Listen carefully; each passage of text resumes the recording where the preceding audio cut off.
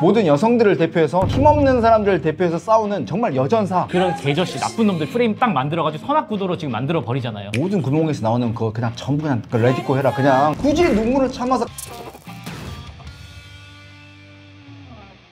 변호사님들, 최근에 그 민희진 씨랑 하이브 사태 알고 계세요? 네, 알고 있습니다. 그거에 대해서 어떻게 생각하세요? 반대로 제가 먼저 물어볼게요. PD님들이 봤을 때는 누가 나쁜 사람 같아요? 기자회견 보니까 하이브가 좀 악덕 같던데 하이브가 너무 이거 갈취하는 거 아닌가? 그런 생각이 들었어요. 저희는 일단 이 사건에 대해서 민희진 대 하이브의 사건이기도 하지만요, 김앤장 대 세종의 싸움이기도 하잖아요. 변호사의 관점에서 약간 그걸 좀 봤던 것 같아요. 이거는 저희는 이제 법무법인 세종이 정말 전략을 잘 짠 판이라고 사실 생각은 합니다. 일단 이 사건 아시다시피 최초 쟁점은 그 민희진 씨가 경영권에 대한 탈취 시도를 했는지 여부가 이 사건의 쟁점이었잖아요. 카톡이나 여러 문건들을 통해서 어도를 뭐 빈 껍데기로 들고 나가겠다, 그게 문제가 돼서 터졌던 사건인데, 근데 그 얘기는 전부 없어지고 민희진 씨가 모든 직장인들을 대표해서, 모든 여성들을 대표해서, 힘없는 사람들을 대표해서 싸우는 정말 여전사. 요즘에 어디 인스타를 들어가 보니까 음악도 깔리면서 뭐 맞다이로 들어와 막 얘기하면서 뭐 그렇게 나오던데, 그게 쟁점이 아니잖아요. 사람들이 뭐가 쟁점이었는지 그냥 다 까먹고 누가 나쁜 놈인지 그 얘기를 하고 있는 게, 이거는 세종 작전 자체로 이미 성공했다고 생각을 하거든요. PD님도 방금 기자회견을 보면서 이 사람이 노예계약을 일방적으로 당한 거 아니야 그러셨다고 했잖아요. 너무 나빴네라고 생각했었거든요. 근데 이게 사실 여론전에서는 지금 민희진 씨 측에서 조금 앞서가고 있는 게 확실히 맞는 것 같고, 지금 댓글이라든지 이런 것들도 대부분 민희진 씨 편에서 우호적으로 댓글이 많이 달리고 있잖아요. 근데 다만 법률전이 있지 않습니까? 그 결과가 누가 이길 것이냐, 그거를 또 놓고 보면 하이브가 그건 앞서가고 있는 것 같아요. 민희진 씨 입장에서 그게 중요한 게 아니에요. 이미 사람들한테 입장에서는 거의 민희진 씨가 이겼어요. 민희진 씨는 모든 직장인들을 대표해서 뉴진스를 지키기 위해서 싸우고 있는 사람이에요. 근데 이런 직장인이면 PD님들도 하고 싶다는 생각 들지 않으세요? 1,000억을 받아가는 직장인. 그렇게 따지면 이재용 삼성전자 회장도 직장인이에요. 월급을 받거든요, 삼성전자에서. 그런 프레임을 기가 막히게 잘 짰다, 민희진 대표 측에서. 저는 어쨌든 꼭 민희진 대표 말이 맞는 것 같다라고 생각은 하지 않습니다. 이렇게까지 얘기해도 될지 모르겠지만, 제가 가끔 재판을 하면 당연히 저도 감성적으로 얘기를 하거든요. 얘기를 하면 의뢰인분들이 눈물을 흘리시려고 하시는 경우가 있어요. 근데 의뢰인분들이 눈물을 막 참으려고 하시는 거예요. 제가 얘기를 해요. 제발 모든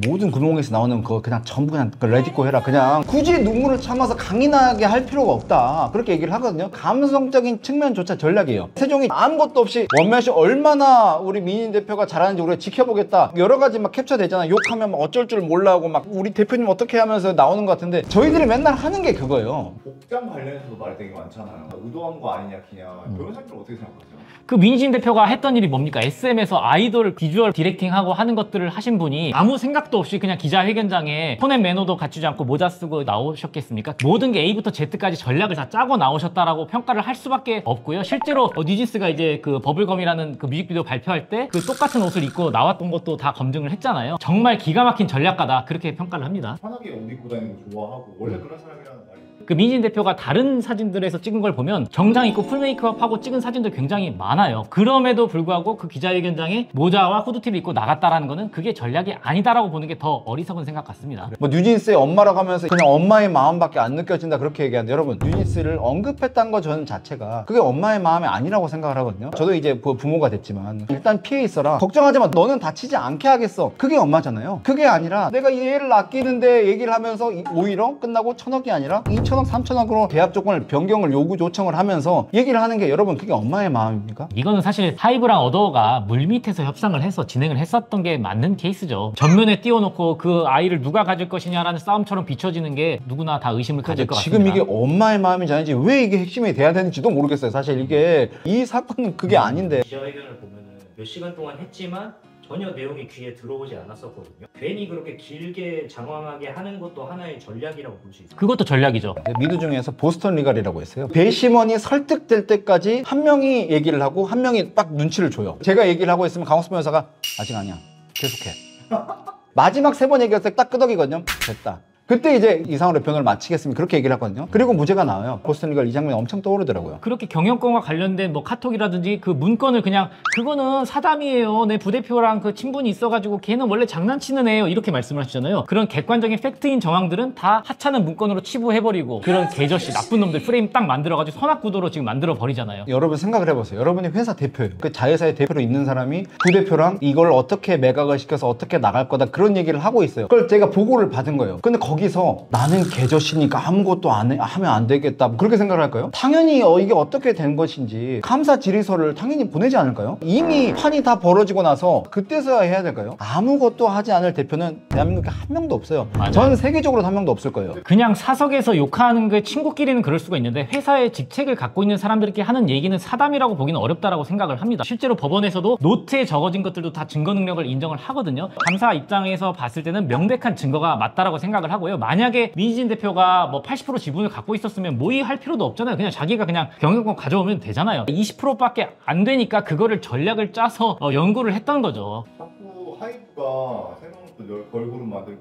따라 만들고 배척하려고 하다 보면 그렇게 생각이 들 수도 있어요. 그게 정말 이게 성공한 거예요. 그게 이 사건의 핵심이 아닌데 우리는 어느 순간부터 맞아 뉴진스를 괴롭혀서 세상에 우리 애들을 괴롭히다니 하면서 이제 그 변호사들이 제일 하는 거예요. 이게 질 것 같고 이게 안 될 것 같으면 아예 다른 프레임을 만들어서 사람들을 여기에 꽂히게 해라. 정치인들도 많이 쓰는 수법이잖아요. 메시지로 반박이 안 되면 메신저를 공격을 하잖아요. 저 사람은 원래 계저씨야 이렇게 공격을 하게 만들어서 다 지금 하이브 방시혁 나쁜 놈 막 이렇게 지금 댓글 달고 있거든요. 저희가 하이브를 편을 드는 게 아니에요. 지금 민희진 씨의 기자회견에 대해서만 말씀을 드리는 거예요. 이거는 진짜 변호사의 전략과 민희진 씨의 기획이 완벽하게 결합이 된 결과라고 생각을 하고요. 섣불리 법률적으로 누가 맞다 틀리다를 말씀드리는 게 조심스럽지만 나와 있는 정황 증거들을 바탕으로 지금 영상 촬영하고 있다는 걸 말씀을 먼저 드립니다. 기억하실지 모르겠지만 저작권 소송 있잖아요. 아일릿? 아일릿. 아일릿이 뉴진스를 베꼈다 그런 얘기를 하잖아요. 이 저작권 소송에 대해서는 민희 씨가 질 거라고 사실 생각을 하거든요. 단순히 조금 비슷하다 아니면 어느 정도 포맷을 따라했다 그것만으로 저작권이 인정이 되지가 않아요. 근데 여러분 저작권과 관련돼서 막 이슈됐던 모든 소송들 있잖아요. 대부분 다 졌거든요. 일단 사람들은 결과는 관심이 없어요. 누가 따라했다 얘기하면 그 자체를 치명타거든요. 그렇기 때문에 일단은 그 프레임으로 딱 전략을 잘 짜가지고 지금 뉴진스를 베꼈다라는 인식을 갖게 만들었다는 게 성공적인 전략이었다고 봅니다. 이게 하이브가 지금 대응을 막 적극적으로 하고 있지는 않다라고 느껴지는데 그 변호사님들이 예상했을 때 어떤 전략을 세우면 좀 좋을 것 같다 이런 게 좀 어쨌든 회사법적인 쟁점으로만 놓고 보면 이거는 무조건 하이브가 이길 수밖에 없는 싸움입니다. 예를 들면 의결권 행사 금지 가처분을 지금 법무부 세종에서 민희진 씨 측에서 제기를 했는데 의결권이라는 거는 주주가 가진 가장 핵심적인 권리예요. 예를 들면 내가 투표권을 갖고 있는데 투표권을 행사하지 말게 하는 그런 게 들어갔다고 칩시다. 그게 인정이 되는 게 맞을까요? 인정이 안 되는 게 맞을까요? 그 정도로 주주의 의결권을 박탈하려면 그거를 능가하는 엄청난 불법행위라든지 뭐 이런 것들이 있어야 되는데 입증하는 게 쉽진 않을 것 같다라는 게 일단은 저의 의견이고요. 그렇기 때문에 하이브 입장에서는 어차피 주총이 열려서 80% 의결권 행사하면 해임시킬 수 있잖아요. 그 전략으로 갈 겁니다. 만약에 방시혁 씨가 그냥 기자회견 편하게 진짜 프리스타일로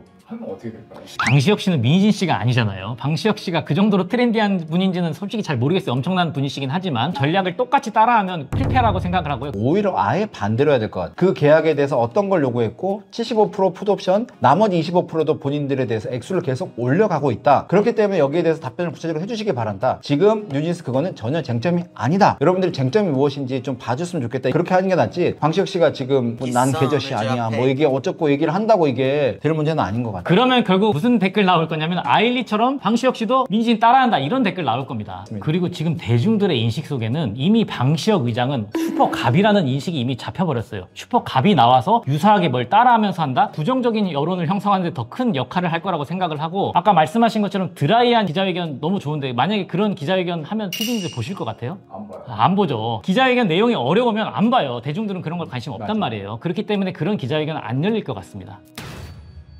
그래서 앞으로 이제 어떻게 될 것 같으세요? 진짜 여론조는 이미 지나가고 있고 그 다음에 이제 법정 싸움만 남아있는 상황이잖아요. 5월 말에 주총이 열리면 주주총회에서는 무조건 해임이 가결이 되겠죠. 여기에 유일한 변수가 하나가 의결권 행사금지 가처분이 그 기일 전에 인용이 될지 말지가 유일한 변수 같습니다. 결정문 나오면 그 결정문을 가지고 저희가 한번 분석을 하는 뭐 그런 시간을 가져봐도 좋을 것 같아요. 다음 영상에서는 이 하이브 민진 사태가 어떻게 진행되는지 계속 팔로우업해서 말씀을 드리겠습니다.